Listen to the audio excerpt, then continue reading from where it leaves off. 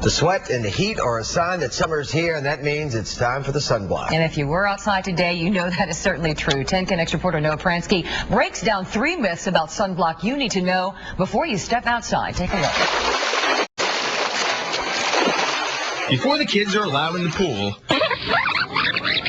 mom's gotta smother them in sunscreen. I just want to make sure they don't end up with the sun damage that I have from when I was a kid. And not just any sunscreen. Definitely over 45. If it's under 45, I'm not buying it. But one of the biggest myths about sunscreen is that you can tell the good ones from the SPF numbers. Because SPF only measures protection from ultraviolet B rays and not the equally dangerous ultraviolet A rays, the sunblock you use with an SPF of 15 may actually be better than the sunblock with an SPF of 90.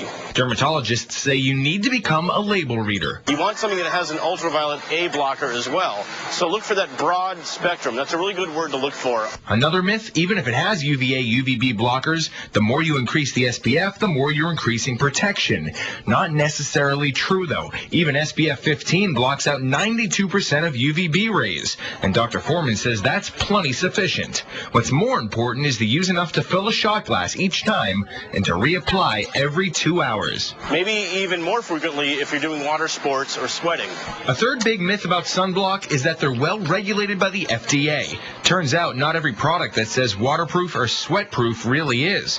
The FDA only regulates SPF, not the other claims on a bottle. So your best bet, stick to the well-known brands, and every time you get out of the water, reapply.